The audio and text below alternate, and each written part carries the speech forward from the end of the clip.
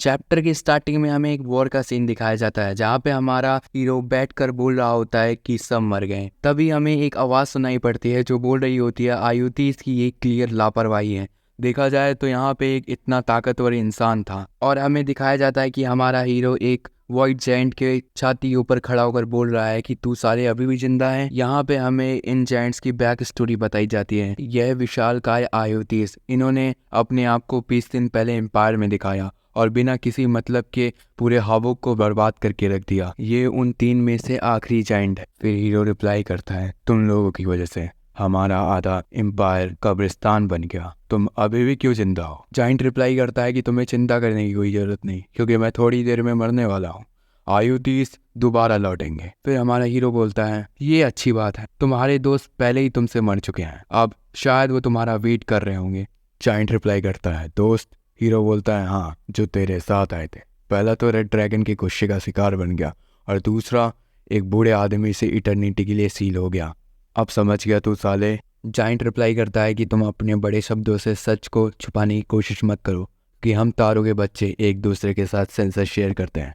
हमें पता है कि उनके साथ उनके दुश्मन भी मर चुके हैं, तो इसका मतलब यह है कि इस धरती के ऊपर अब कोई भी तुम्हारे जैसा ताकतवर नहीं बचा। हीरो बोलता है हाँ, लेकिन मैं तो अभी भी जिंदा हूँ। जायंट रिप्लाई करता है ज़्यादा मत बोलो, क्योंकि मुझे पता है कि तुम्हारा समय नज़दीक आ रहा है। अगर तुमने अपनी स्किल्स को पहले ही जान लिया होता और उसके साथ ट्रेनिंग की होती तो शायद तुम हमारी विश के आगे सबसे बड़े आड़े के पत्थर बन चुके होते।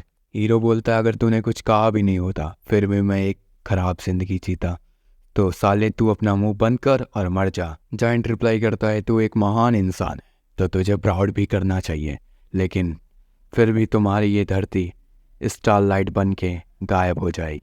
ये सुनते ही हमारा हीरो उस जायंट के मुख को धड़ से अलग कर देता है। हमारा हीरो अपने दोस्तों की लाश के सामने खड़ा होकर बोल रहा होता है तुम अब मुझसे क्या करवाना चाहते हो?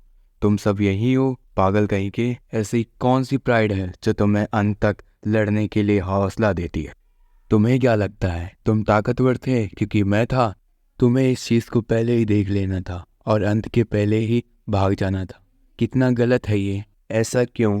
जिन जाइंट्स ने एम्पायर के स्ट्रॉन्गेस्ट ऑरा को डिफ्लेक्ट कर दिया, उनके ऊपर मेरी तलवार ही बस क्यों काम करती थी। अगर ऐसा नहीं होता तो हम लोग कभी फ्रंट लाइंस में नहीं आते और तुम लोग कभी नहीं मरते। मुझे नहीं पता ऐसा क्यों है। फिर हमें एक आवाज़ सुनाई जाती है जो बोलती है मैं हिल नहीं सकती अपनी चोटों की वजह से, कोई है? ये आवाज़ सुनते ही हमारा हीरो उस आवाज़ की ओर दौड़ पड़ता है और बोलता है तुम जिंदा हो? तुम जिंदा हो ग्रैंड कमांडर। फिर हमें ग्रैंड कमांडर अडेशान का सीन दिखाया जा रहा है जिनका एक हाथ कट चुका था। हीरो बोलता है ये सब क्या है जो एक कमांडर है? कमांडर रिप्लाई करते हैं रोनन क्या तुम शारीरिक नहीं हो? शायद तुम इतने भी महान नहीं हो। इससे भी पहले क्या वो मर गया? रोनन बोलता है हाँ, मैंने उसको मार दिया। कमांडर बोलती हैं वो मर गया और बोलती है तुम्हारा धन्यवाद कॉर्पोरल रोनन। रोनन बोलता है अगर आप इतने ही ग्रेटफुल हैं तो क्या आप मेरी रिक्वेस्ट सुनेंगी? कमांडर बोलते हैं कैसी रिक्वेस्ट? रोनन बोलता है वैसे रेगुलेशन के हिसाब से युद्ध में मरे हुए जो लोग होते हैं उनको या तो जला दिया जाता है या वहीं पे अबेंडन कर दिया जाता है। क्या इस बार उन्हें अच्छे से ट्रीट करेंगे आप लोग? कमांडर बोलते हैं रोनन उनके लिए तो तुम्हें ये सब देखना चाहिए क्योंकि तुम मेरे से ज़्यादा जिंदा हो। रोनन बोलता है जिंदा? वो भी आपसे ज़्यादा? कमांडर मैं किसी भी पल मर सकता हूँ। मैं अपनी पूरी लाइफ भटकता रहा और ज़्यादा कुछ कर नहीं पाया। ये बहुत गलत है कि मैं अब मरने जा रहा हूँ। कमांडर बोलते हैं अगर तुम जिंदा होते तो क्या तुम कुछ करना चाहते? रोनन बोलता है हाँ, मैं अभी बस एक ही चीज़ के बारे में सोच पा रहा हूँ, एकेडमी जाना कैसा होता होगा। वो अभी जाइंट शेड बास्टर ने अभी कुछ बोला, लेकिन उससे भी पहले मेरी बहन जो मर चुकी है उसकी भी एक ख्वाहिश थी कि मैं एकेडमी जाऊँ। कमांडर बोलते हैं जब बारिश बंद हो जाएगी तो सच टीम हमें ढूंढने आएगी। रोनन बोलता है आप बेकार की चीज़ें क्यों बोल रही? मैंने आपको पहले ही बोल दिया है कि मैं अपने आप को खो चुका हूँ। लेकिन तभी बारिश बंद हो जाती है और उन दोनों को एक सडनली बहुत ज़्यादा प्रेशर फील होता है। रोनन देखता है कि उस वाइट जाइंट जैसे अब हजारों वाइट जाइंट हवा पे उड़ रहे हैं और उन्हीं के बीच में एक ऐसा जाइंट है जिसके 8 पंख हैं। कमांडर बोलती हैं ये तीसरी बार था कि हम इस वर्ड को नहीं बचा पाए, अब चौथी बार में मैं क्या करूँगी? मैं कोई भी अब कोई चीज़ नहीं सोच पा रही हूँ। लेकिन तभी रोनन बोलता है, कमांडर कमांडर, मुझे उस जायंट के तक पहुँचाइए ताकि मैं उसे मार पाऊँ। कमांडर बोलती है, तुम इस अवस्था में भी इन्हें मारने की सोच रहे हो? रोनन बोलता है, हाँ मुझे पता है कि मैं मर जाऊंगा, उससे पहले मैं इन 2-4 को मार के मरूंगा। कमांडर सोचती हैं, हाँ यही तो था जिसकी वजह से हम यहाँ तक पहुँच पाए। फिर कमांडर कुछ सोचते हुए रोनन को किस करती हैं और अपने मुंह से एक मोती निकाल के उसके मुंह पे रख देती हैं। यहाँ पे रोनन बोलता है, कमांडर ये क्या है? फिर कमांडर रोनन से कुछ बोलती हैं और फिर रोनन बोलता है, आप इस अवस्था में कैसी बातें कर रही हैं? फिर कमांडर बोलती है, रोनन अगर तुम मुझसे मिलते हो तो क्या तुम मेरे को कहोगे कि सब कुछ छोड़ के मैं एक टेलर बन जाऊं? क्योंकि मैंने सब कुछ किया है लेकिन वैसा काम मैंने कभी नहीं किया। इसके बाद ही वो वाइट जाइंट इन दोनों के ऊपर हमला कर देते हैं और ब्लैकआउट छा जाता है। फिर एक अचानक सी रोशनी आती है और रोनन अपनी आंखें खोलता है। वो एक हरे घास के मैदान के सामने बैठा होता है और वो बोल रहा होता है, ग्रैंड कमांडर। फिर वो अपनी आसपास की जगह बोल दे कर बोलता है, इम्पॉसिबल, मैं क्या अपने होम टाउन न्यूबिटेन में हूँ? क्या मैं सच में अपने पास्ट में आ चुका हूँ? फिर हमें एक मेल बॉक्स दिखाया जाता है जिस पे लिखा होता है, तैयारी का पहला दिन। फिर हमें रोनन को दिखाया जाता है कि जो कि बहुत छोटा होता है और सोच रहा होता है कि देखा जाए तो कमांडर के वर्ड सही थे, लेकिन अगर ये सपना हुआ तो? फिर उसको चेक करने के लिए रोनन अपना सर ट्री पे पटकना शुरू कर देता है और उसे लगता है नहीं ये सब सही है, अगर ये सच भी है तो मैं यहाँ करने भी क्या आया हूँ। फिर रोनन को याद आता है ये तो अगर पास्ट है तो वो शायद अपनी बड़ी बहन को देख सकता है और इस उम्मीद पे वो विलेज पे भागने शुरू कर देता है। रोनन मन में सोच रहा होता है अगर ये सच है तो मुझे थोड़ी दूर और जाना है। रोनन फिर एक चीज़ देखता है कि कुछ पुलिस एक बंदे को परेशान कर रहे होते हैं और रोनन सोचता है कि इसको उन्होंने उल्टा क्यों लटका रखा है? क्या ये कोई रस्सी से लटका हुआ है? नहीं, ये तो एक मैजिक है। रोनन सोचता है ऐसा बंदा जो ऐसा मैजिक कर सकता है वो तो पूरे वॉर के अंदर बहुत ज़्यादा रेयर थे, और ऊपर से यहाँ पे कोई कंट्री साइड टाउन के अंदर भी एक ऐसा बंदा है जो ऐसा मैजिक कर सकता है। अगर सोचा जाए तो इस समय वो भी यहीं कहीं होंगे। जो लड़की जो मैजिक कर रही होती है उसका नाम एशली होता है और एशली सोच रही होती है कि अगर ये ज़्यादा देर तक इसके साथ ऐसा करेंगे तो इससे कुछ हो भी सकता है। जो लड़का लटका हुआ रहता है वो बोलता है, प्लीज़ ये सब बंद कर दो, इस बार की मेरी माँ की तबीयत बहुत ख़राब थी और उनकी दवाइयाँ बहुत महंगी आई थी जिसकी वजह से मेरा ज़्यादा सारा पैसा उसी में लग गया। पुलिस बोलते तो हम इसका क्या करें, हम तो तेरी जेब खाली कर रहे हैं और मैं क्यों नहीं सोचूंगा तेरे माँ के बारे में। यहाँ पे वो बुली उसे एक चाटा मारता है और बोलता है कि अगर ऐसा है तो तुझे एक अच्छा बेटा बनना चाहिए था, तुझे और ज़्यादा पैसे कमाने चाहिए थे। और वो एस्ली से बोलता है, एस्ली इसे थोड़ा और ऊपर कर, ये क्योंकि बेहोश हो चुका है। एस्ली बोलता है कि मैं अब नहीं कर सकता, अगर मैं ज़्यादा ऊपर करूँगा और गलती से ये फिसल गया तो ये इसको कुछ हो भी सकता है। तो बुली बोलता है, तू लड़की तो नहीं है, तू इतना क्यों डर रहा है? और वैसे भी वो लटक रहा है, तू नहीं। अपना मुंह बंद कर और जो कहा है वो कर एशली, नहीं तो तू वहाँ पे भी लटक सकता है। एशली सोचता है कि कब ऐसा हो गया, मैं कब ऐसा बन गया? मैंने तो मैजिक इसलिए सीखा था ताकि मैं लोगों को दिखा सकूं कि मेरे अंदर भी कुछ अलग है, लेकिन इन्होंने मुझे पकड़ लिया और मुझे डरा धमका के यहाँ ले आए। यहाँ पे एशली बोलने ही वाला होता है प्लीज स्टॉप, लेकिन तभी रोनन आके उसके पीठ में मारता है जिसकी वजह से एशली का बैलेंस बिगड़ता है और उसका मैजिक बंद हो जाता है, जिसकी वजह से वो लड़का नीचे गिर जाता है। और बुली पीछे एशली को चिल्लाते हुए बोलते, तू पागल वागल हो गया है क्या, ये कोई जोक हो गया है? तो एशली बोलता है, नहीं ये मैंने जानबूझकर नहीं कहा। फिर बुली बोलता है कि तूने उस गधे के चक्कर में तूने ये सब किया है। फिर रोनन बोलता है, एशली तुम्हें इनसे डरने की कोई ज़रूरत नहीं है क्योंकि ये एक सब कचड़े हैं। यहाँ पे बुली रोनन से बोल रहा होता है, ए बास्टर्ड ये सब तूने क्या किया?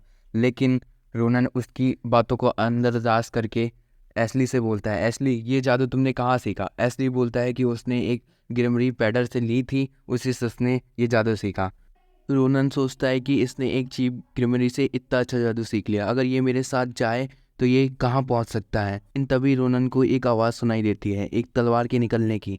फिर वो बुली अपनी तलवार निकाल के उसके आगे दौड़ रहा होता है और बोलता है, तूने मुझे इग्नोर करने की कोशिश की, उस दिन मैं तुझसे जानबूझ के हार गया था, लेकिन अब मैं अपने आप को अच्छा करके आया हूँ और इस बार मैं तुझे नहीं छोड़ने वाला।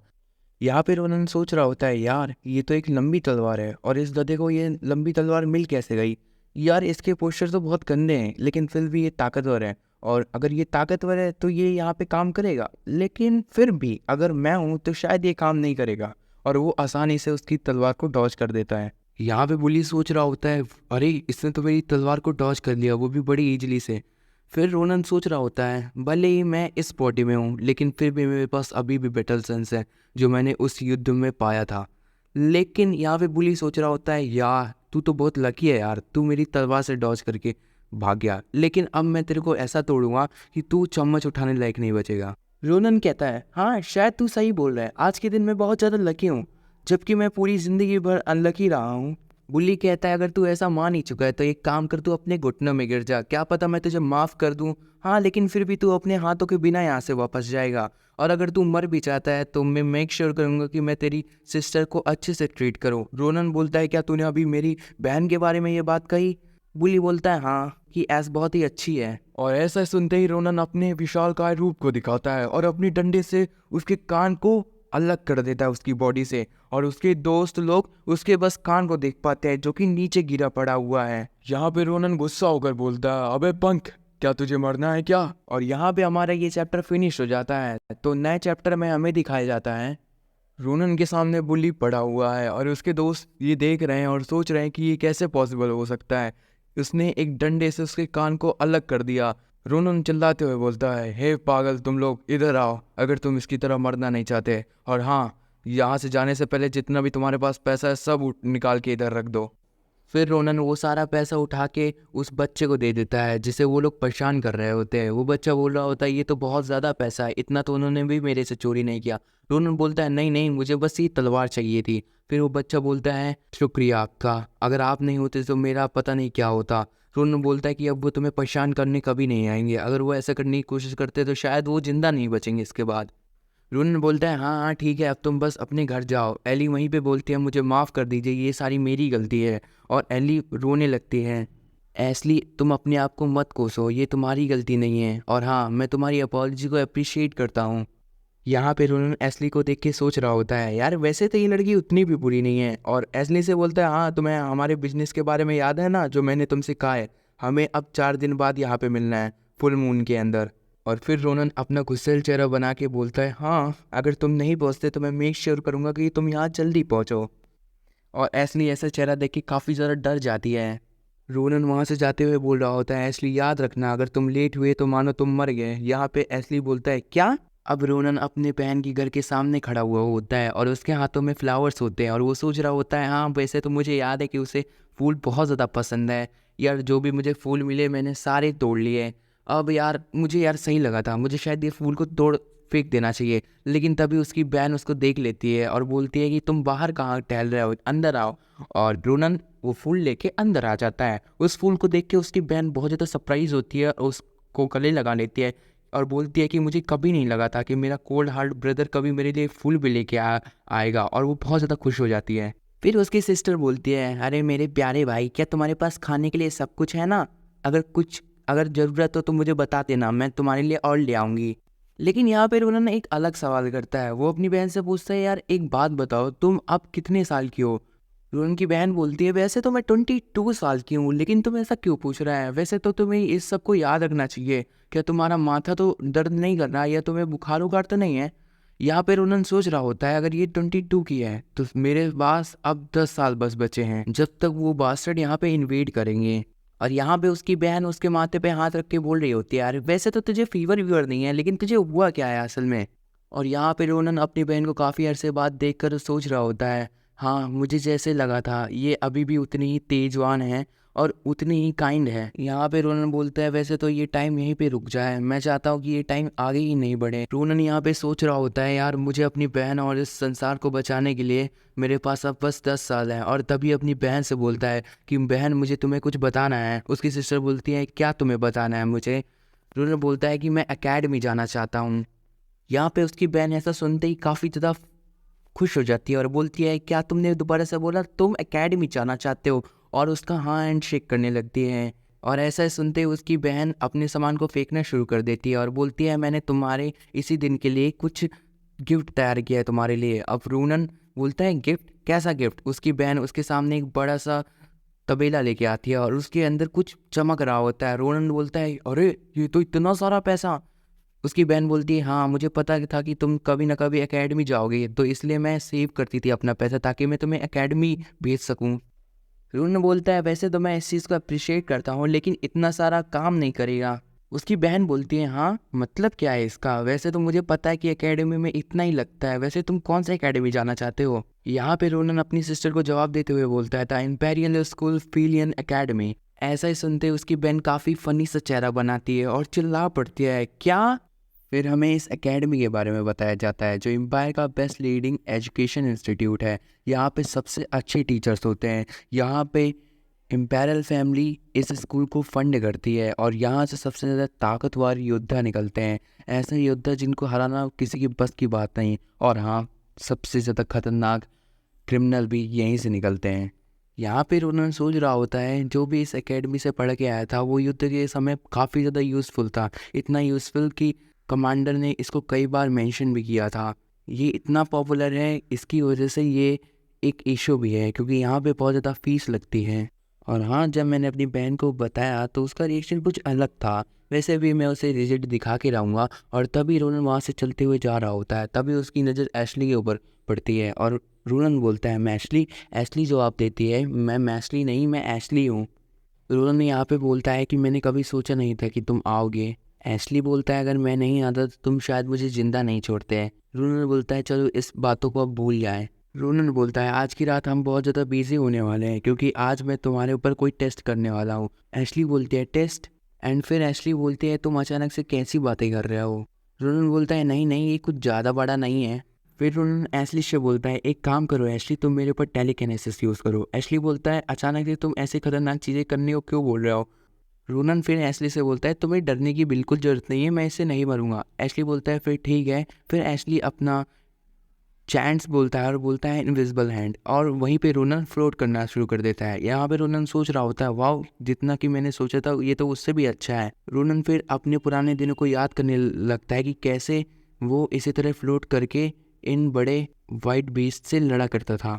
और उन्होंने यहाँ पे ये भी सोचता है कि टेलीकिनेसिस एक ऐसी पावर है जो बहुत ज़्यादा रेयर है मेजेस के बीचेस में। अब इसके पास ऐसी पावर है तो इसका मतलब ये है कि ये सबसे ज़्यादा काम आने वाली चीज़ है मेरे आयुधीस के खिलाफ लड़ाई में। फिर उन्होंने यहाँ पे कहता है शुरुआत तो बहुत अच्छी है। यहाँ पे एशली रोनन से बोलते हैं रोनन अब तुम जल्दी से नीचे आ जाओ क्योंकि ये अब डिफ़िकल्ट हो रहा है। रोनन बोलता है थोड़ा और रुको, मैं कुछ टेस्ट करना चाहता हूँ, मैं खुद से ही नीचे आऊँगा।